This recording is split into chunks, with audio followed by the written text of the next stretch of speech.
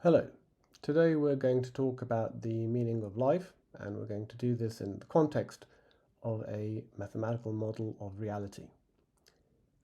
This talk is based on the paper below, a mathematical model of psychology and religion, and it can be found on the PsyArchive website. So let's talk about life, meaning and purpose. There's a lot of freedom in how you live your life. And, well, the question is, what do you do with this freedom? Well, if you know the meaning of life, then you know what to do with the freedom that you're given in this life, which is purpose. So meaning implies purpose. You know what to do with your life. Nowadays, most people believe there is no meaning or purpose. So that's kind of cool because, that's maximum freedom. And it certainly sounds better than restricting your freedom with some religion or whatever, which would maybe give you the wrong meaning. So there you are, living your life full of restrictions, thinking that there's a meaning, and actually there's not. So people really don't want to make this mistake. However, in this talk, I claim that there is a meaning. And moreover, this meaning can be encoded in a mathematical model. We call this mathematical model psycho-cosmology. Psycho-cosmology shares some features with physics, psychology, and religion. It's precise, like physics. It's relevant to your personal experience of life, like psychology. Yet it is concerned with meaning and purpose, like religion. So here we ask, what do we mean by meaning and how do we go about encoding it? So we're going to do this using the example of physics. Physics teaches us that nature has an underlying structure, the laws of physics, and this structure is described using mathematics. So somehow mathematics and meaning are related. This structure gives meaning to natural phenomena because it helps us answer the question, why? For instance, why do planets orbit the sun? Or why does an apple fall from a tree? Well, the answer is the same in both cases. It's gravity, and gravity can be described mathematically. So when we ask what is meaning, we could say, well, it's about relating seemingly diverse phenomena to a common mathematical origin. So there's a sort of many-to-one map. There's many phenomena, but there's a common origin. We can also say it's about relating a representation to the underlying model, and we'll see what we mean by that in the next slide. Here's a simple example of model versus representation in the context of physics. So here we have representation number 1, planets orbiting the sun. Representation 2, electrons orbiting the atomic core. And both of these can be described by the same mathematics. So that's the model. The model is the mathematics. And the representation are the different physical incarnations, if you will. Based on this example, we can generalize that a model is a naked abstraction of the representation. Whereas the representation is a dressed up version of the model. And there is freedom in how to dress it up. So going from representation to model, there's only one solution. It's many to one. And that is meaning. There's only one meaning. Freedom takes us the other way around. So freedom takes us from the model to the representation. From one model, you can have myriads of representations, and there is freedom in how you do that. So we could write down this symbolically: representation equals model plus freedom. Let's look at some examples of model versus representation. We're actually going to see that it's really quite a ubiquitous relationship. So we said already, naked versus dressed. So originally you're naked, but then you can put on different kinds of clothes, and then you're dressed. But still, underneath all those clothes, It's still the same you. Then we have concept versus example. For instance, a table. A table is a concept, but then you can have in reality many actualizations of this concept, different examples of tables. But whenever you see, well, whichever you see of these, you recognize it's a table, so you relate it back to the concept. And this is how language is formed. This is what language is based on. So very fundamental. Then we saw, obviously, this example in physics. Now, physics is actually probably the most boring example, because if you remember those pictures with electrons orbiting the atomic core, I mean, they don't look that different from the actual mathematical formula or geometrical drawing of the circle and arrows pointing in the direction of velocity and what have you. So in physics, the model and the representation are, almost synonymous, to the point where people really forget that you have this sort of duality going on. Then we have visual art.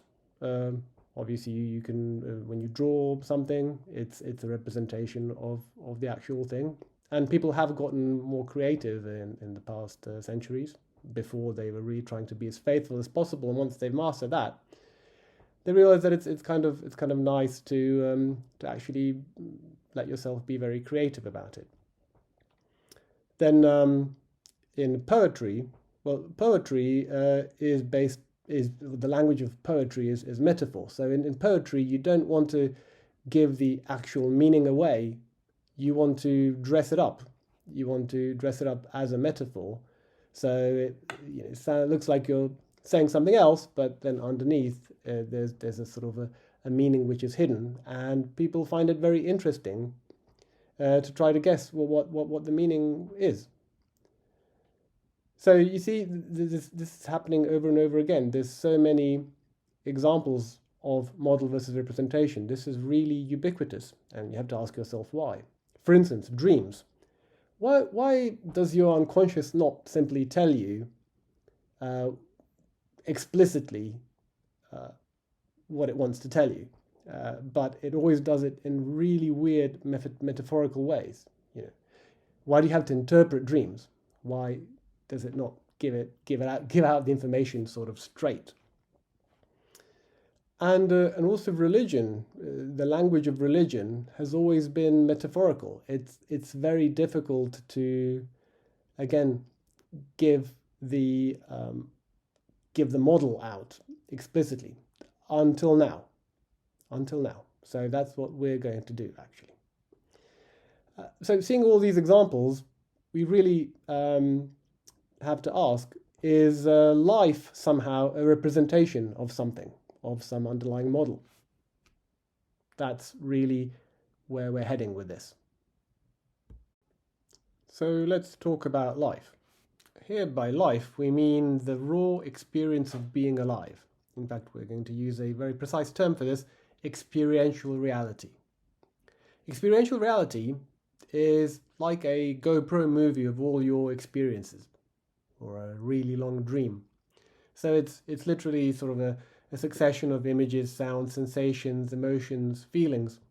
If you've seen the movie Being John Malkovich, the guy enters into John Malkovich through a portal, enters into John Malkovich's experiential reality, and he sort of becomes John Malkovich, sees the world through his eyes, etc., etc. So experiential reality, you intuit that it's a representation of something. This is why you ask about its meaning. So there is a meaning underlying experiential reality, and we claim that it corresponds to a mathematical model. Conversely, experiential reality is a metaphor for reality. This is reality with a capital R. So life is metaphorical. One way to write this is using the formula from before, where representation equals model plus freedom.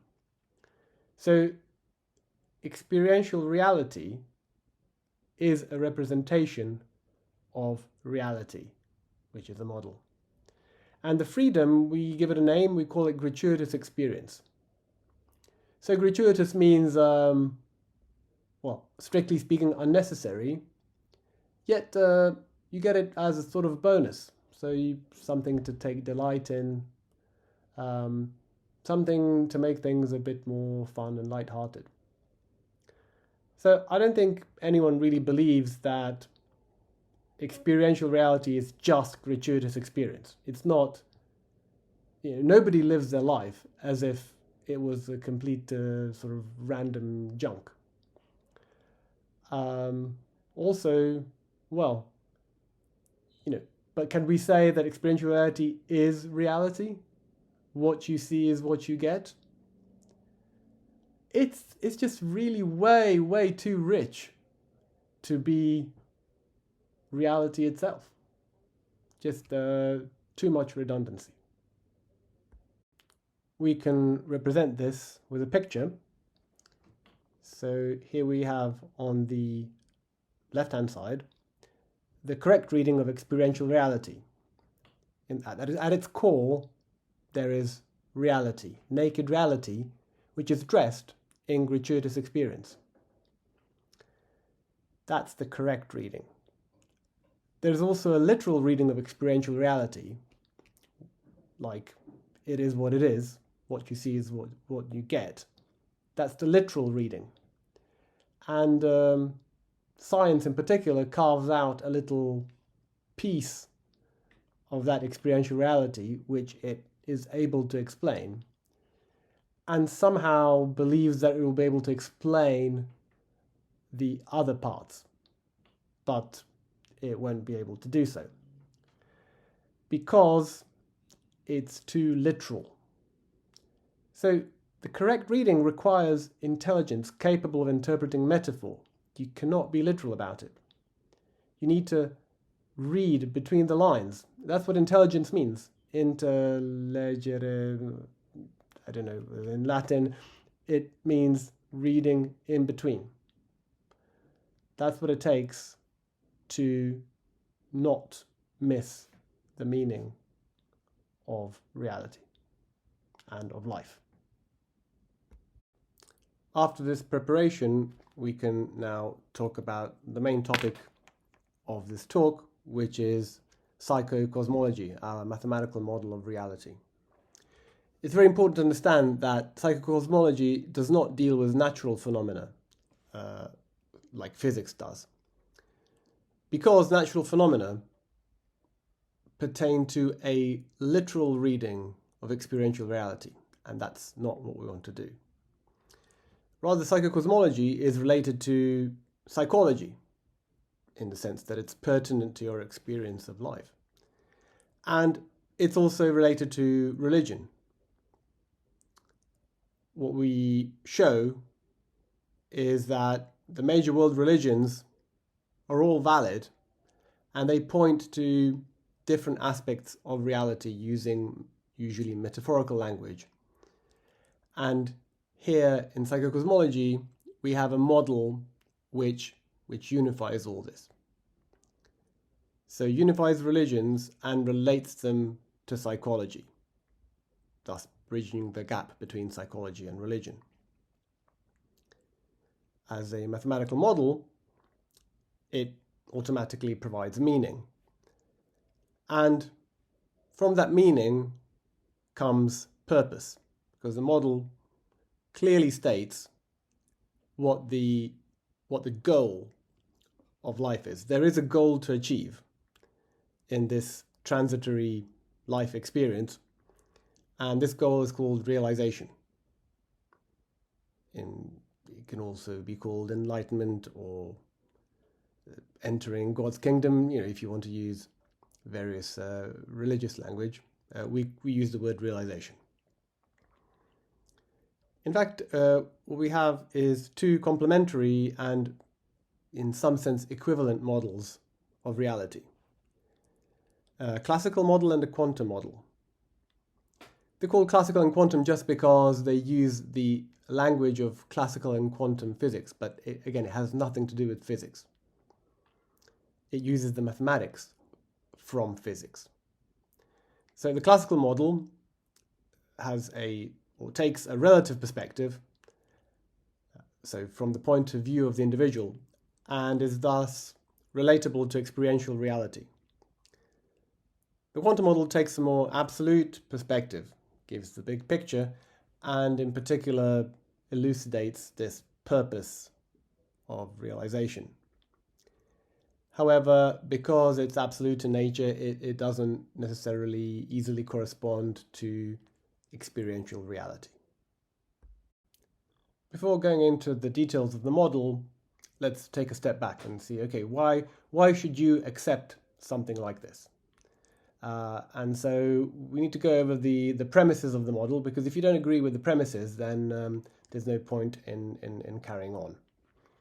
So the first premise is that there's a meaning to life. If you don't think there's a meaning to life, we can stop right here. Then second premise, life needs to be read metaphorically, according to our sort of formula. Experiential reality equals reality plus gratuitous experience. If you think that life needs to be read literally, then that's another showstopper. Then another premise is that mathematics is the language of reality, and here we're using sort of physics as an inspiration, because mathematics is the language of physics. Then another huge premise is that all major world religions are valid, modulo the sort of metaphorical language that's being used, but somehow in essence they are authentic transmissions of wisdom. And again, that is a very important precondition. If you think that sort of religions are rubbish, then again, that's a showstopper. Well, conditional on this, it's fairly easy to accept that there should be some sort of continuity between psychology and religion. Again, right now, there's not much of that around. And somehow a final premise is that humans do actually have some intuition about the nature of reality, even if no one teaches them anything. Maybe, like little children have intuition. Some things just resonate. So you just, something just makes sense. So, this is a faculty that I'm also banking on here. Now let's assume that I still haven't lost you and that you agree with the premises of the model. Why would then this particular model be a good candidate? Well, I have several reasons listed here. The first two have to do with just that it's a very sort of good model. Like a physicist would recognize this as a good mathematical model. Obviously, I'm not going to talk about this in this talk, but what I want you to sort of take on my word here is that it's a simple and beautiful mathematical structure, which, however, has or is able to make complex predictions, which can be verified in your experience of life. So that's that makes for a good model, just like it would make a good model in physics. There are also some very interesting dualities and equivalences, in particular between Jung's theory of psychological types and then the quantum model, which is based on an actual physical phenomena called quantum teleportation, and again based on the mathematics of that physical phenomena, not the literal reading itself. So equivalence between Jung's theory of psychological types, quantum teleportation, and the classical model, which describes consciousness. So that's always a nice feature to have, sort of beautiful maths. Then it's consistent with and able to explain the diverse features of religions, and the religions that we talk about in the paper are Buddhism, Hinduism, Taoism, Christianity, and Islam, to various degrees of detail.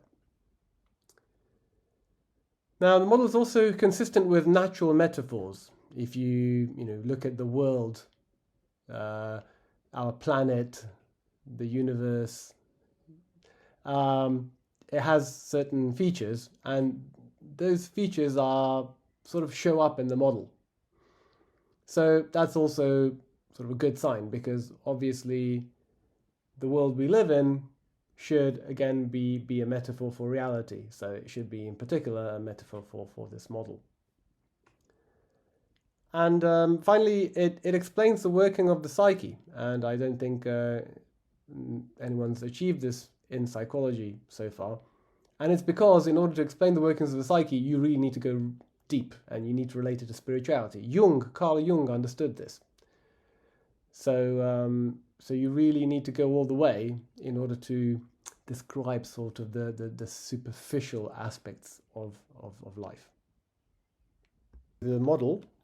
So we're going to consider the classical model of reality, which, let me remind you, is a relative perspective. So it's sort of a personal in nature, and it's relatable to experiential reality. So the model is a mathematical abstraction. So we define an infinite four-dimensional mathematical space. So just like our ordinary space is three-dimensional, we'll add one more dimension. So you get an abstract four-dimensional space, and that we call the universe.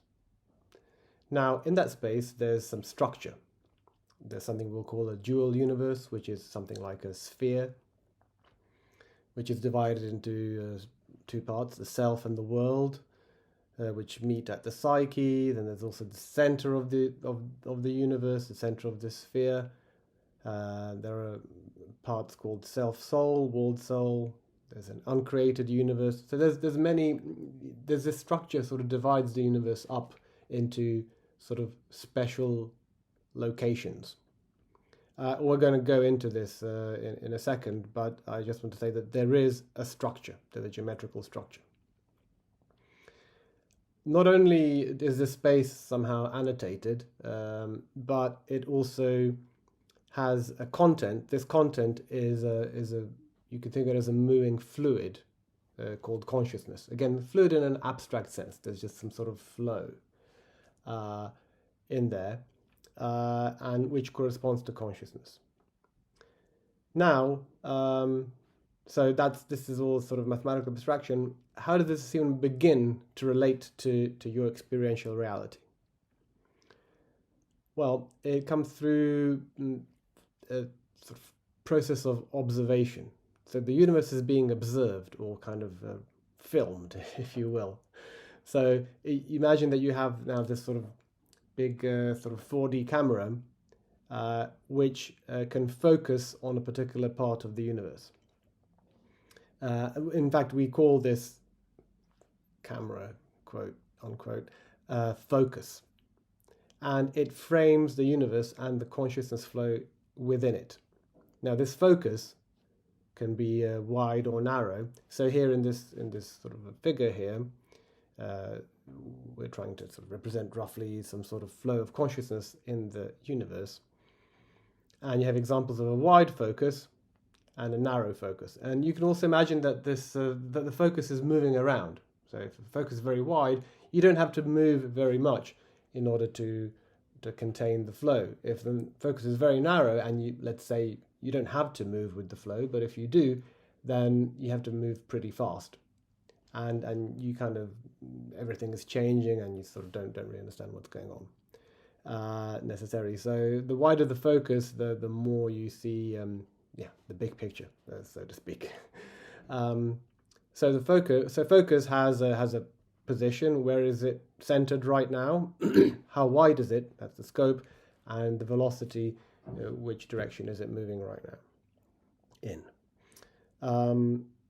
Also, it should be noted that focus is directed by will. So that roughly corresponds to the notion of free will. So it's almost the only thing your will can really do, which is choose. That's sort of really the only freedom you have, to choose where you're going to place your focus, how wide it's going to be, and you need actually skill in order to choose this focus. So that's something that you need to practice, and that sort of corresponds to sort of spiritual practice, to be able to widen your focus and sort of send it to different parts of the universe. Now, fine. Still, how does this relate to your experiential reality? Well, to this you add a sort of a healthy dose of gratuitous experience. That's sort of the magic part. And then out comes experiential reality. So, and vice versa, from experiential reality you really need to, with a lot of intelligence, to sort of read into what's going on, to sort of map it back to what's actually going on in the universe and with the consciousness flow. Our next topic is the structure of the universe. So as we said, the universe is a four-dimensional space. In this four-dimensional space, there's a three-dimensional sphere or spherical shell. And that is called the dual universe. Now here we can use a trick and perform a sort of projection from 4 dimensions to 3 dimensions, which is mathematically called a Hopf vibration, which allows us to sort of approximately visualize what's going on. So the dual universe, its 3D equivalent is the surface of an ordinary sphere, which now reduces the dimension from 3 to 2. So the surface of a sphere, like the Earth, for instance, would be a representation of the dual universe. And the dual universe is furthermore divided into 2 parts, which you can think of as the northern and southern hemisphere. So one half is called the self, the other half is called the world. And in the center of the self, there's the self-soul, which corresponds to the North Pole. And the world is centered in the world soul, which corresponds to the South Pole. Also, there's the equivalent of the equator, which is where the self and world meet. And this is what we call the psyche. So this, again, the equator is one-dimensional, but the psyche is two-dimensional, so one dimension more. And the psyche is the domain of psychology, and we'll talk more about that. This is where we spend most of our time. The rest of the universe, including the self-soul, for instance, is the domain of religion or spirituality, mysticism. So these are experiences that are not so accessible unless we engage in some form of spiritual practice. We can also talk about the flow of consciousness. So you see, it looks on this picture as if consciousness is just sort of rotating around about this axis between the self-soul and the world-soul.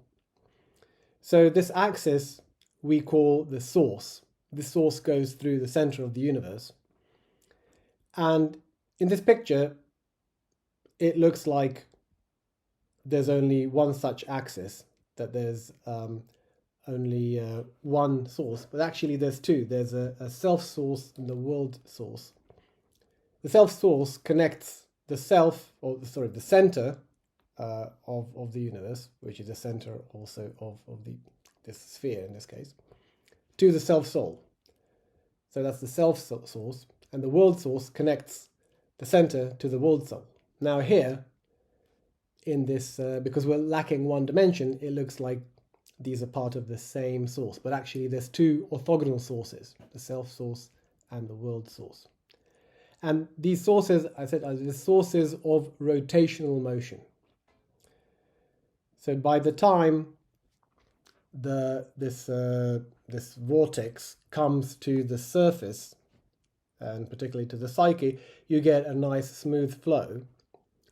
And this source flow is different for different people depending on their psychological type. So sort of the angle at which this flows is slightly tilted depending on what your psychological type is, and this becomes particularly evident at the psyche, if you sort of observe this flow at the psyche. So this slide is a bit optional, and we want to take a closer look at the dual universe. Now remember, the dual universe is the surface of a sphere in 4 dimensions. So the surface is actually a 3-dimensional thing. So you could imagine flattening this curved 3-dimensional object into our ordinary 3D space. And sort of the analog of that is that you can take the 2-dimensional surface of the Earth and you can flatten it into a map like shown here with some deformation. So when you stuff this dual universe into our flat 3-dimensional space, it looks a bit like this. So the psyche is 2-dimensional. It's the surface of a torus or a donut. So it's not a so the equator, which is sort of a 1-dimensional line, becomes, or in reality, is a 2-dimensional surface. So that's the psyche, and then in the interior of that donut, that's the self, and the exterior is the world. So you see there's an asymmetry here. In fact, the self and world are sort of the same size in reality. And then the self-soul becomes this ring in the center, whereas the world soul becomes this line, orthogonal, vertical. And another thing to note is that there's 2 dimensions corresponding to the psyche, 2 circular dimensions, are circular time and circular space. So these are not ordinary space and time. Remember, we're describing reality. It's somehow psychological time and psychological space. It's psychological time, roughly speaking, is the cyclicity of day and night. Whereas the cyclicity of space is a bit more subtle, so we won't go into that here. And here we're dealing with our third representation, which is probably the most useful, where we take a slice, a 2D slice through our 4D universe. So now the dual universe becomes a circle, and on that circle, on the dual universe, remember, is divided into self and the world.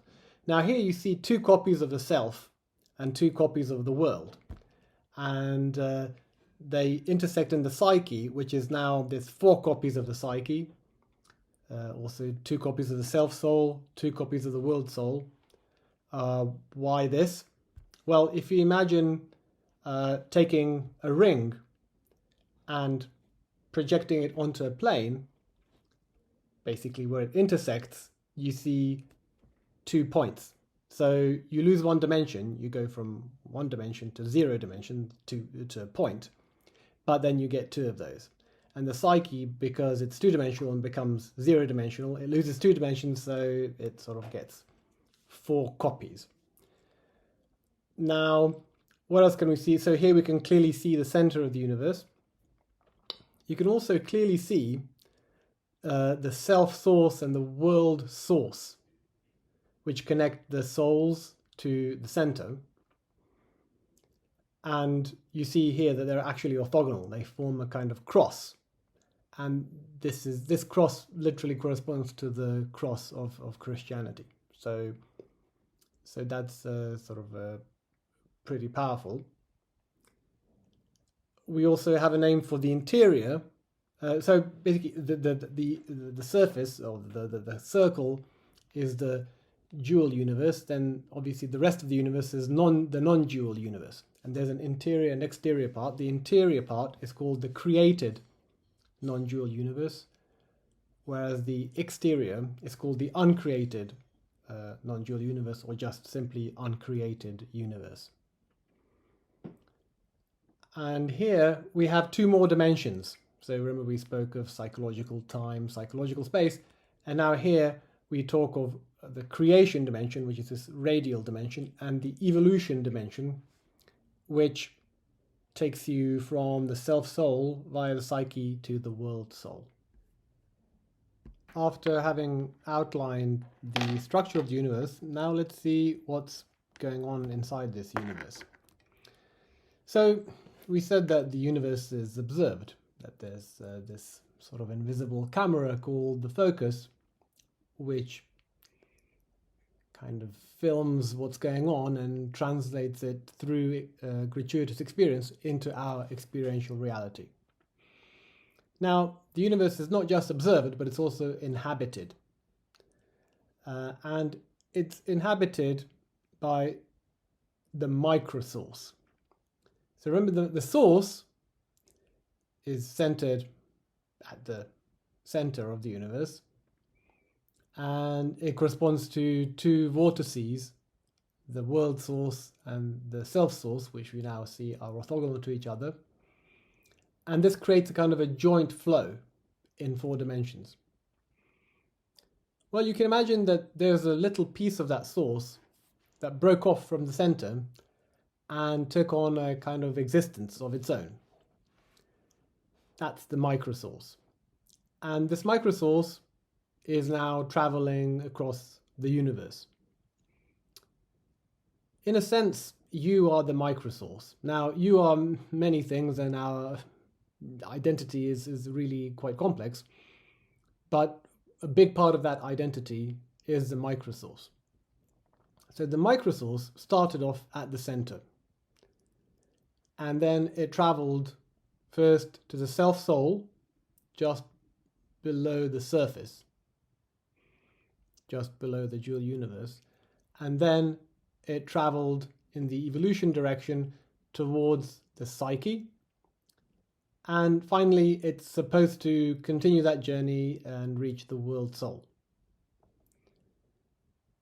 So your past is at the self-soul, because right now you're at the psyche, so that's your present. So your past was the self-soul, and it's somehow the memory of who you are, and it's very much related to undifferentiated early childhood memories, where this pure magic, pure potential.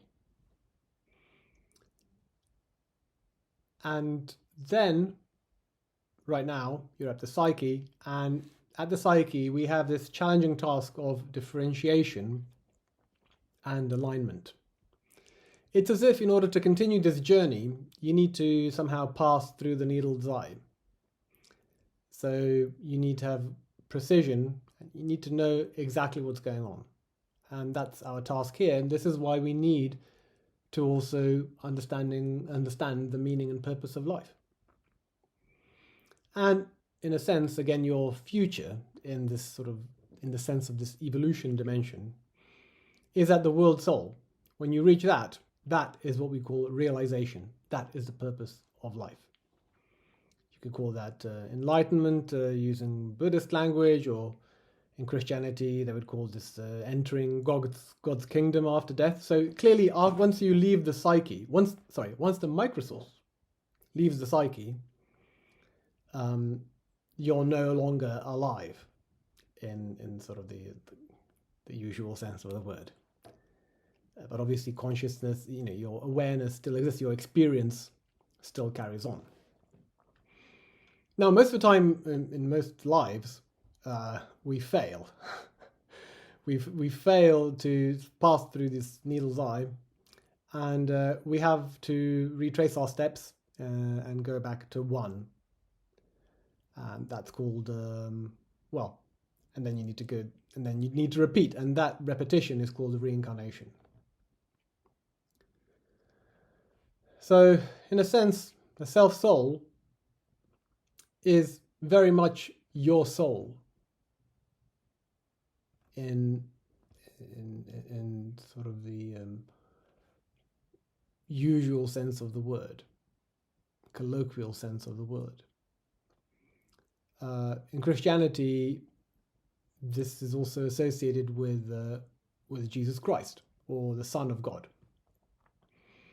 Then the psyche is effectively our human life, our human incarnation. And the world soul is, in the Christian sense, God the Father. or let's say in a more Buddhist sense, it could be the collection of all the souls of all other sentient beings, but which somehow act as a counterpart to your soul. So this relative perspective here is very important.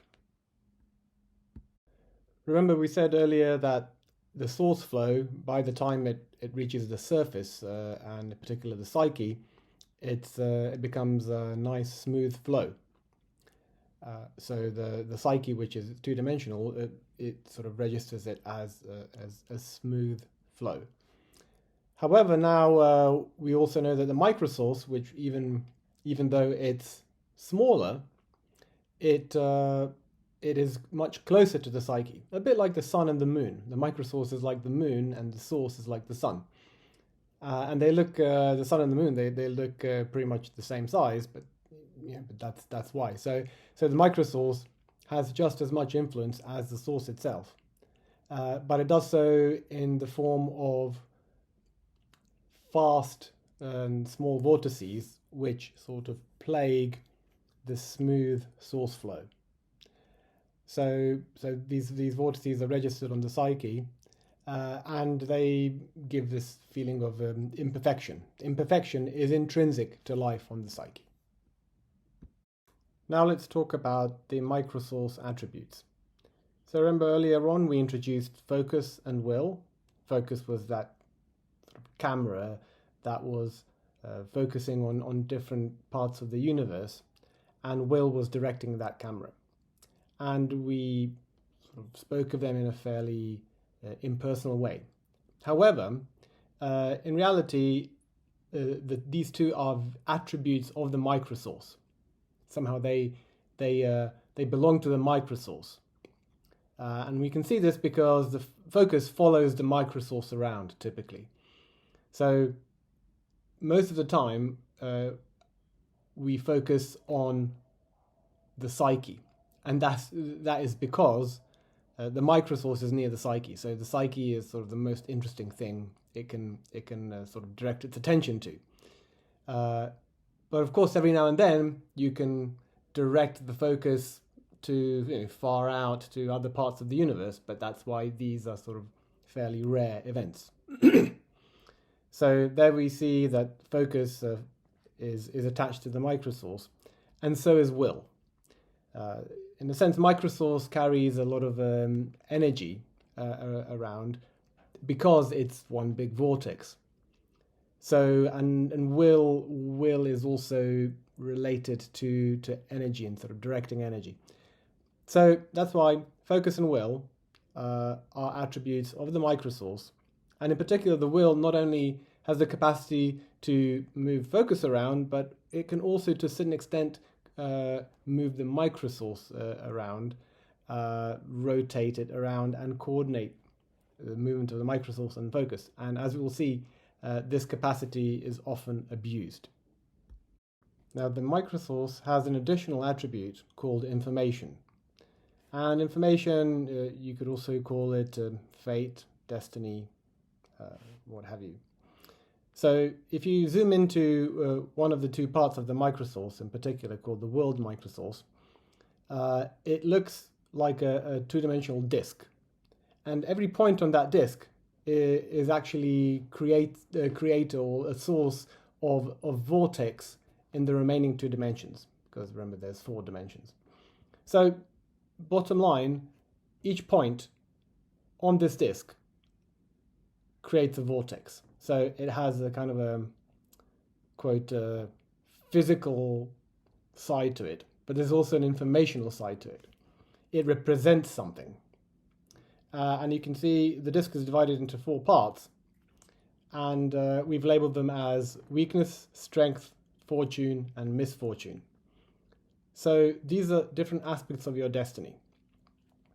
So strengths and weaknesses refer to your sort of personal qualities, whereas fortune and misfortune have to do with the circumstances, the external, if you will, circumstances of your life. And obviously strength and fortune are positive, and weakness and misfortune are negative. And we'll see in a second how this comes about, but you can imagine for now that there are 4 dedicated readers shown here in the corner. It's as if you have a vinyl disc and you have 4 different sort of arms which read that information, read the music, if you will. So there's a dedicated reader for weakness, strength, fortune, and misfortune. So there's 4 of them in the 4 corners here. Again, in the next slide, we will see what these readers actually mean, because in the model there is no vinyl disc and no readers. This is just a kind of a metaphor and an illustration. So the main point here is, as we mentioned before, is that will is abused to misalign the microsource. So what will is capable of doing is rotating this disk so that you can deliberately misread the facts and change your destiny. For instance, here you see that the reader, which normally is supposed to read fortune, is actually now reading weakness, and kind of really it's nonsense. So you get some really wrong information there. And similarly here, you see that the reader that's supposed to read strength is actually reading misfortune. So you can misalign and manipulate your destiny. And of course you can't do this forever, and it will turn back on you, and so it just creates a lot of confusion. You can't actually change it very much. You can just sort of temporarily avoid it. And this is the origin of all psychological suffering. And remember how we said that at the psyche you have to perform the task of differentiation and alignment and passing through the needle's eye? Well, it's basically about staying aligned despite things you may not like about your destiny. So we're making a very strong claim here that there is such a thing as destiny, but you can also manipulate it if you want. So you have the free will, but it's better not used. And destiny is a very tricky subject. It does not mean that you have to be passive. I mean, sometimes your destiny is to, say, be born poor and become rich, and you become rich by following your personal flow. So in a sense, it's not about being passive or active. It's what will come and what will happen fairly easily, ultimately fairly easily, even though maybe it looks like you're struggling, but it's still you're following your star. On the other hand, you may really think you deserve something, but it's somehow just not happening. It's like you've hit a brick wall, and at that point you have to realize that is also a fact of destiny that you're that you're just not accepting. A bit more about the psyche, and also show or give you some idea how this sort of vinyl disc story actually follows from the geometry we've already described. So remember, we had that sort of 3-dimensional picture where the dual universe was like the surface of a sphere, like a sphere in 3 dimensions. Now imagine that, and it had 2 hemispheres. One was the self, and then the self-soul was the North Pole, for instance, and the world soul was the South Pole. So now these 2 hemispheres, imagine that they're actually sort of tilted a bit like a cracked egg. So you see on one side you have sort of a doubling up of the self and the world. Basically they actually have a non-trivial intersection. And in fact, this is the origin of our embodiment, or let's say our embodiment is a metaphor for the fact that we spend most of our time on this intersection between the self and the world. So, and then on the other side, we have this sort of gap where there's sort of nothing. So that's interesting. So you see, before in this equator picture, we said that there was a single boundary between the self and the world. But now you see that there's actually two boundaries. There's the boundary of the self, and there's the boundary of the world. The boundary of the self is called the self-psyche, and it corresponds to the conscious, whereas the boundary of the world is called the world psyche and corresponds to the unconscious.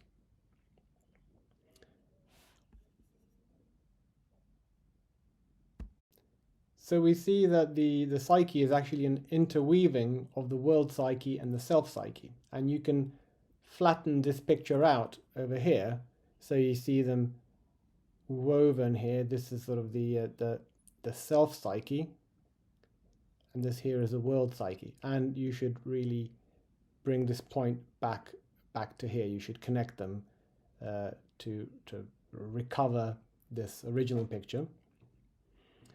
There's also now this place where this part where the self and world have an intersection, that corresponds to this full part, whereas here we have this sort of empty part.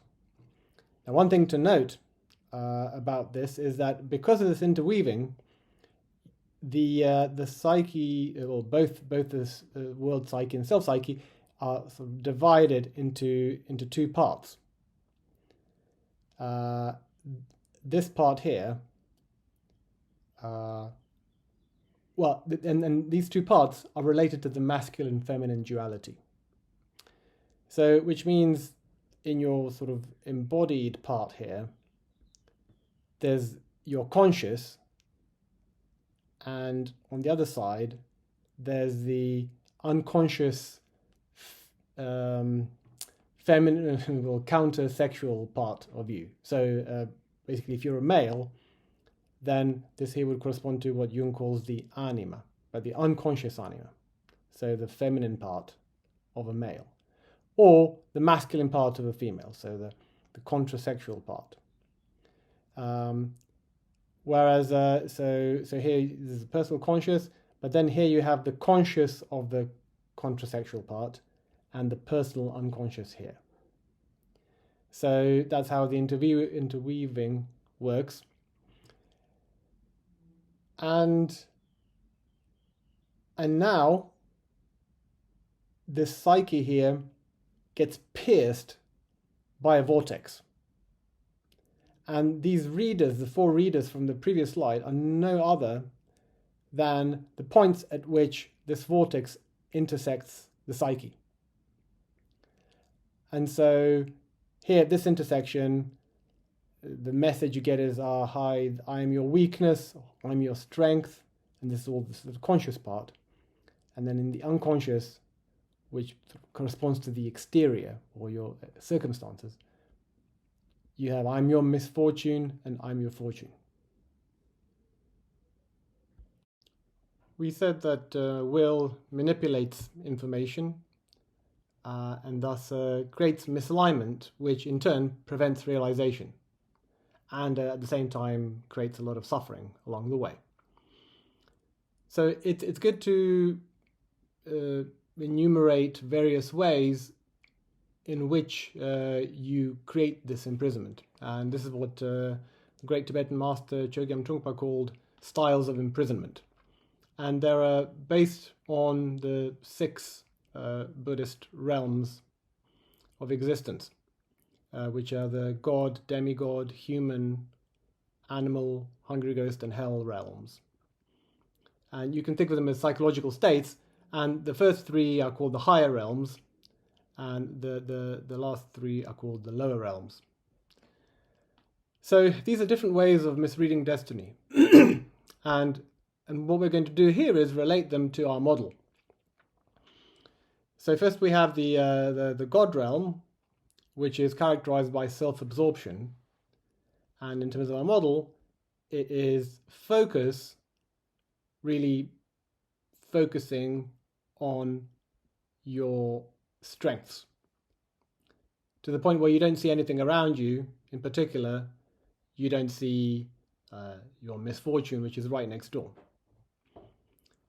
And you can stay in this state for a long time, but eventually you can't sustain it anymore. It's the same thing with all the realms. So at some point, every realm will break down and you will go into some other realm. So that's the god realm. Then the demigod realm has to do with some, if you will, illusion of greatness, which you achieve by stealing other people's qualities. In fact, the way it works is through rotating the microsource, you end up turning your misfortune into strengths. So basically, you're just you're taking on imaginary strengths. The third member of the higher realms is the human realms. You see, the higher realms all sort of start off on this half where your strengths live, and that's why they're higher. They're kind of more prosperous states of being a priori. And the human realm is focused on self-improvement and sort of being a good person. So as a good person, what do? You take your misfortune, you take sort of bad external circumstances and turn them into weaknesses of your own. So you take the blame. You take the blame, and that is not a good thing, even though it sounds very sort of humane and spiritual, but it's not. It's a style of imprisonment, like any other. In fact, then we have the opposite style, which is the animal realm, which goes the other way around. So it basically puts the blame on everybody else. So it never takes any blame itself. And this is a very sort of a territorial realm.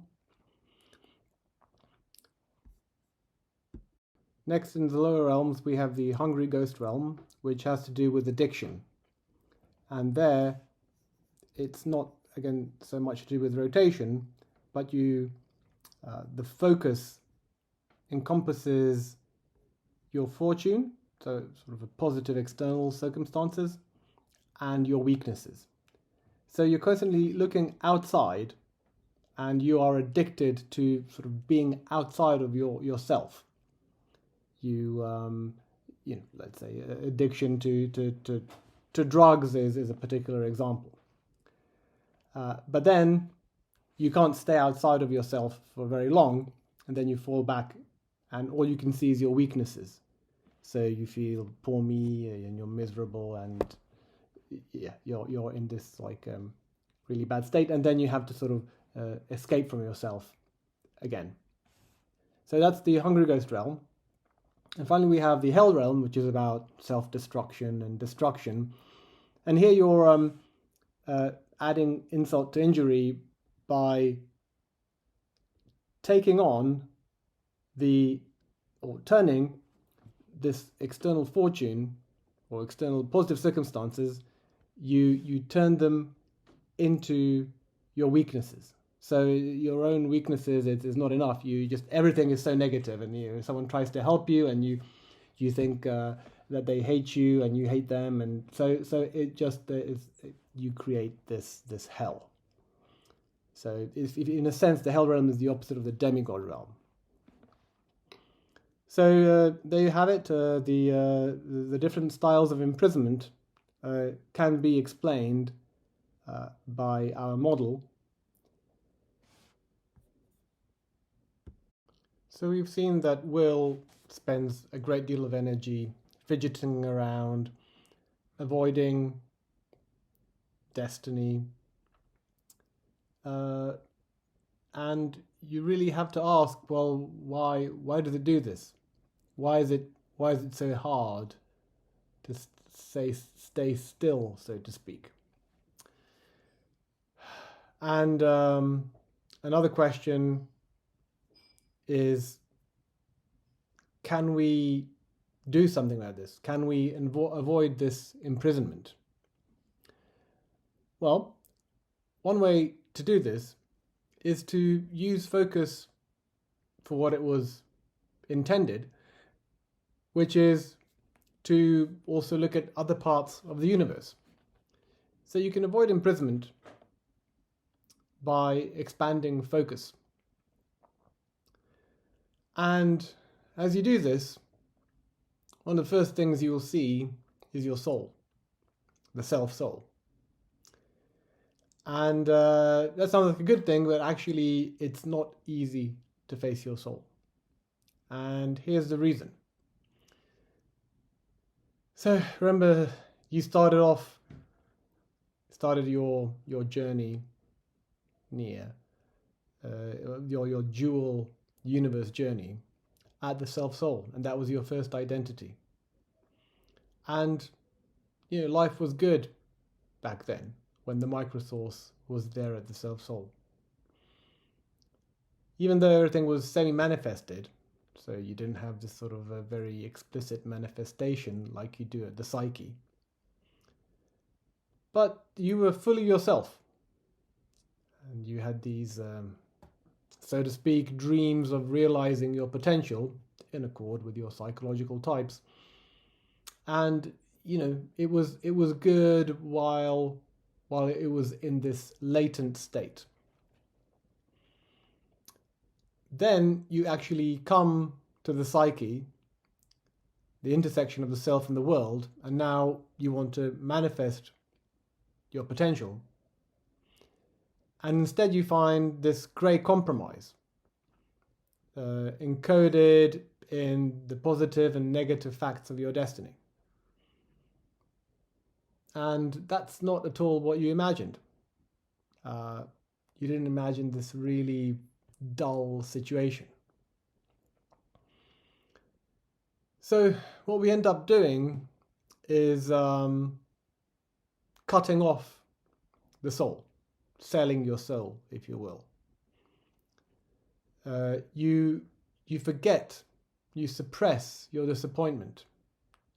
You forget the soul, and then you hold on to the psyche and you try to make the best of it. And it's not easy. So that's why you have to enter one of these styles of imprisonment to keep yourself busy, to, in a sense, you're trying to reproduce this sort of lost paradise all the time, completely unsuccessfully.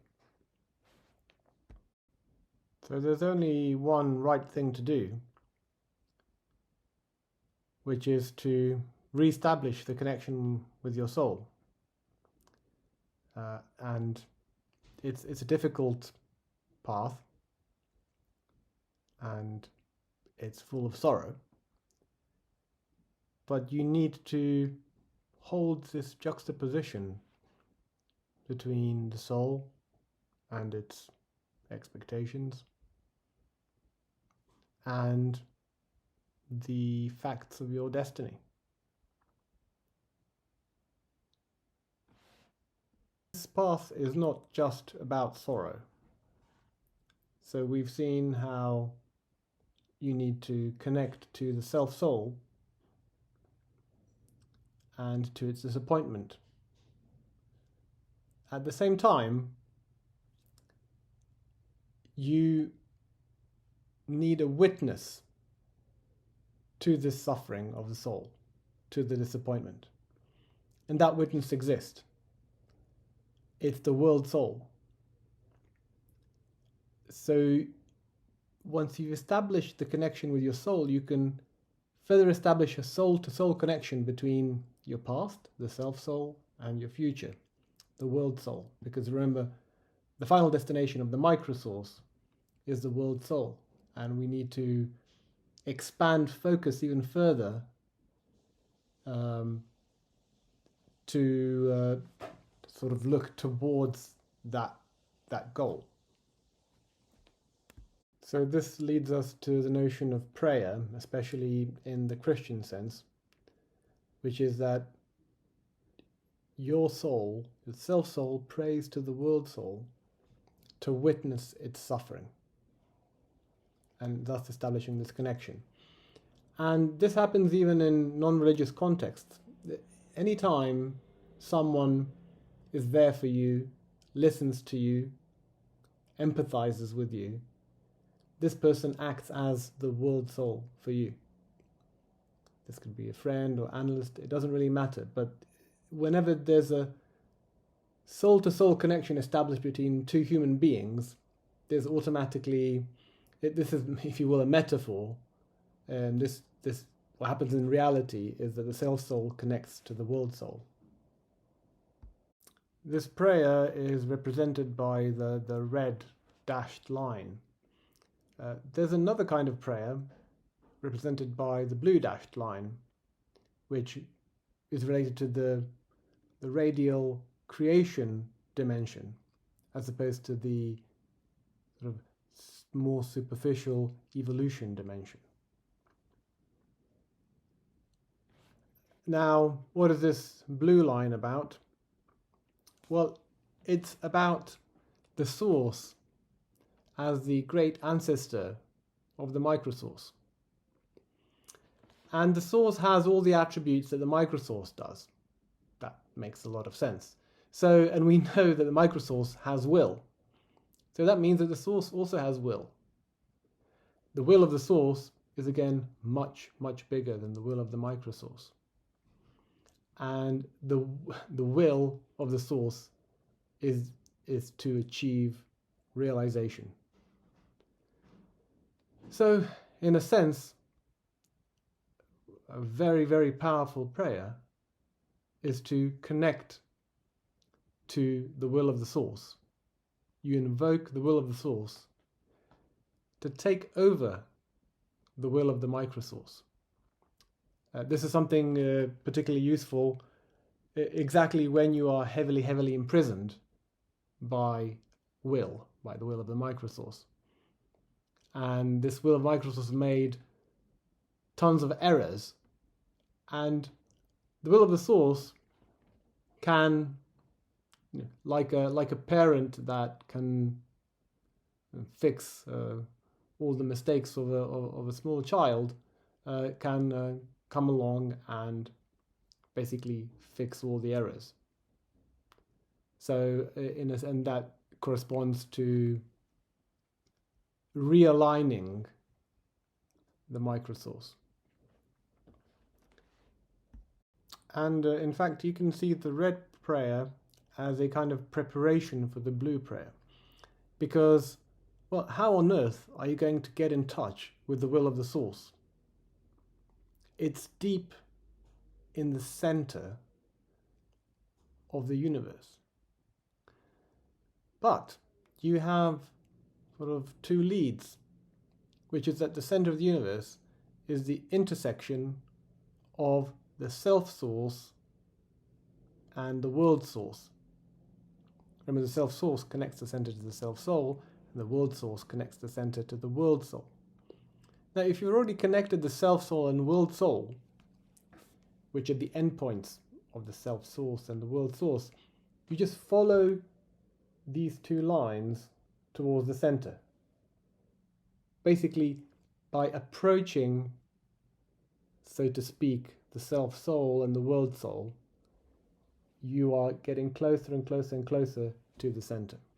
And once you get there, then you perform prayer number 2. We're going to talk about meditation. Now, meditation in the most general sense means cutting through gratuitous experience and tuning into reality itself. This is really the common denominator of all kinds of meditation. And the main difference between different kinds of meditation in different traditions is what part of the universe is taken into account. What is focusing on? So, for instance, you can have the focus could be on the psyche. Now, the best thing you can do there is be aware of the transgression that's happening all the time. The way in which will is creating this imprisonment. And being aware of this without adding more will, let's say in the form of judgment or what have you. So it has to be will-less. That's really the only right way to sort of be on the psyche. When I say be on the psyche, I mean in terms of the focus. Then you can also have the focus on the self-soul.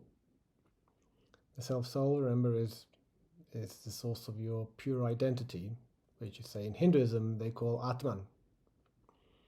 And we've also talked about how the easiest way to get in touch with your soul is to become aware of your disappointment. Then another meditation can be on the world soul. That means that literally the focus has now tuned into the world soul. The world soul, which is, as I said, equivalent to the Judeo-Christian God, is the source of infinite compassion. And when you tune in to someone else's soul, at that point you are acting as the world soul for that person. This is why sort of the cultivation of compassion is very important in many religions. Next, we have the experience of the dual universe as a whole. Now you see here in this picture, the dual universe is the boundary of this disk here. That boundary contains the self and the world, including the self-soul, the world soul, the psyche. So it's a very integrated view.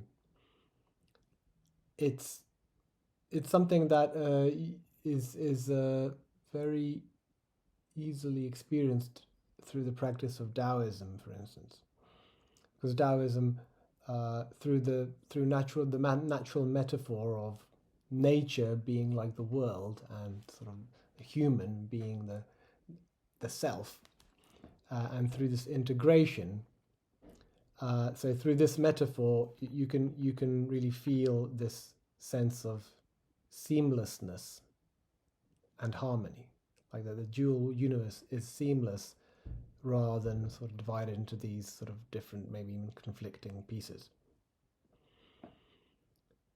So that's the experience of the dual universe. Then you can find yourself, the focus, in the center of the universe, which is the origin of being, which is the origin of the source flow. And this is in Hinduism called Brahman, for instance. And this is a very, very profound state. Then you can access the uncreated universe. We haven't talked much about that, but this is everything outside of the dual universe. So sort of there's the interior and the exterior is the uncreated universe. So basically, focus can actually completely leave this sort of created universe. For instance, again, through sort of natural but more sort of cosmic metaphors, you could imagine or visualize the created universe as the sun or solar system. And right now you're in it. But you can imagine this sun becoming smaller and smaller until it becomes like a distant star. So you now have a global view, and now that star is going away, or rather you are going away from the star, but it's just going really far and disappearing in the distance. And then you are Now in a completely empty universe, completely empty space, which is made out of pure empty consciousness. So you're now devoid of any sort of creation. And that is the experience of the uncreated universe. There's absolutely no content. And this is great when you're really sort of in the middle, let's say going through a very difficult time on the psyche. This is a great place to go to.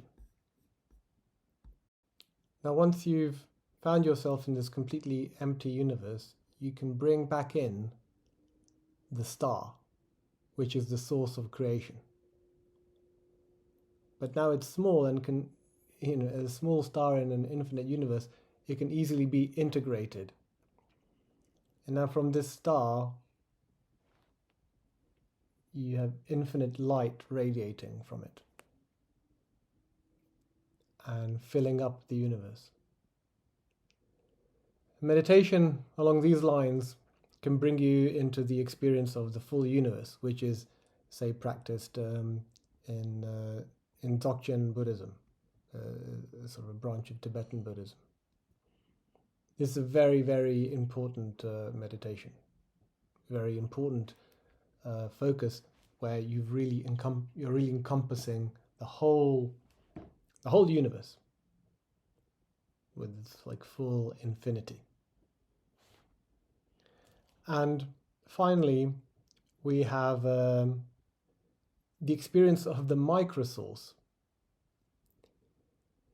The microsource has a very energetic feel to it, and this can be used for, let's say, in a positive sense, in say Tantra, let's say Tantric Buddhism, Vajrayana Buddhism, where, let's say, you visualize yourself as some sort of deity which represents this energy of the microsource.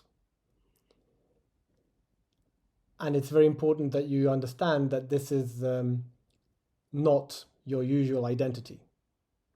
So you're working with the energy, but without misappropriating it by will, and definitely not, and definitely making sure that you're not cut off from the soul. So because you may find yourself, oh, I'm so powerful, I have all this energy, it can become downright diabolical.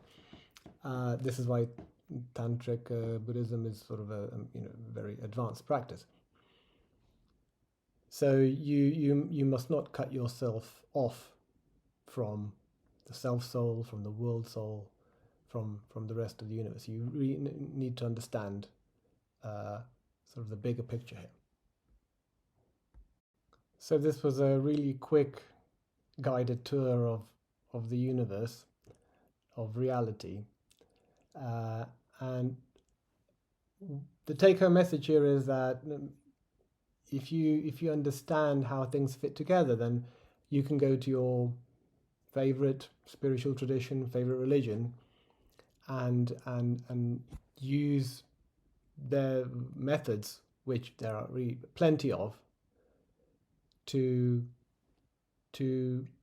enter into reality, into different parts of reality, and wean yourself off of a literal reading of experiential reality. Unfortunately, the original paper is rather long, and there are many topics that we won't be able to cover in this presentation. So some of the most important ones are the dualities of the psyche, which we've touched on to a certain extent, which arise from the circularity of psychological space and psychological time, how they form these toruses or donuts, how the self-psyche and the world psyche are interwoven, and the dualities are self-world, conscious, unconscious, interior, exterior, which is related to the masculine, feminine duality. This is a very important topic. And there's also the day-night duality, which we haven't touched on at all. But what's interesting is that from the model, you actually see the necessity of the waking state versus the sleep and dream state. So that's something we haven't covered at all. But, let's face it, nobody really understands why we sleep. And people try to find all sorts of physiological reasons, but in reality, it's a different state of consciousness. It's a different part of the universe that you're accessing in this way. Then we have psychological types, which have to do with how source flow manifests on the psyche. It's a very interesting topic, which we really haven't touched on at all. Then another big topic is the quantum model. We've only presented the classical model so far, and a lot of things that I've talked about in the classical model, which you could say, well, where did you get that from? Actually come from the quantum model.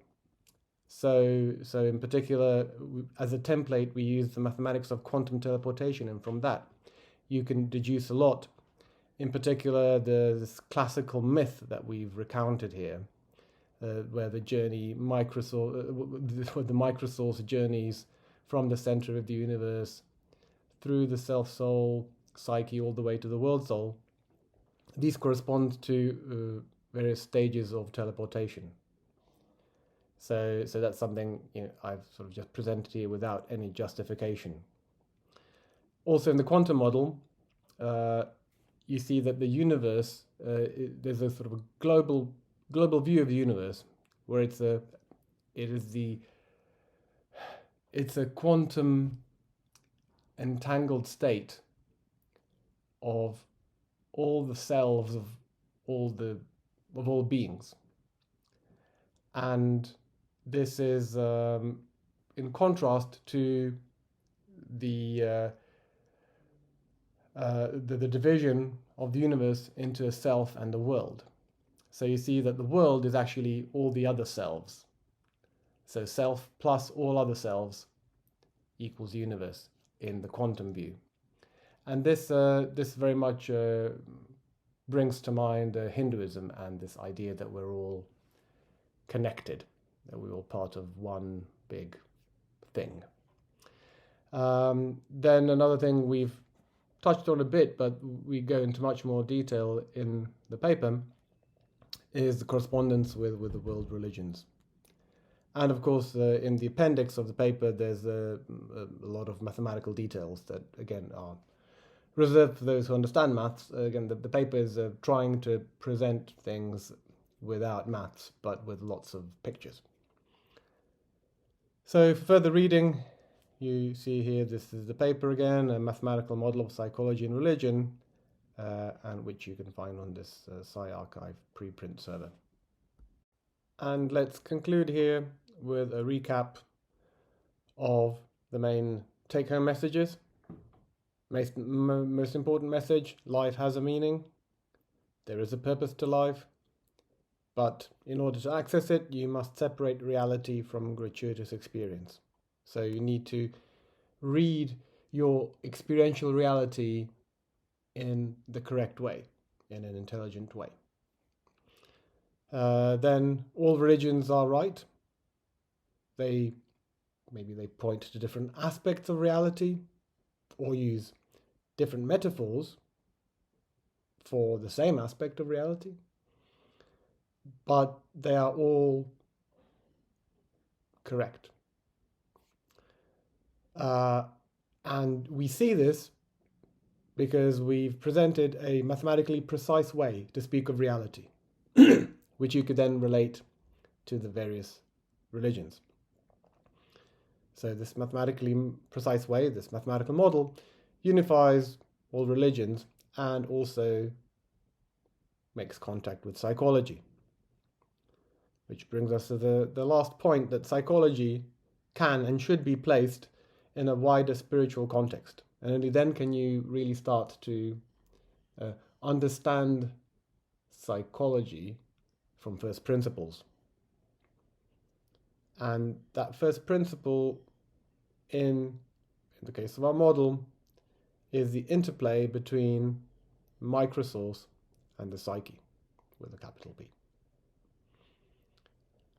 And regarding the spiritual context, the alignment of the Microsource is a prerequisite for the Microsource to be able to evolve further.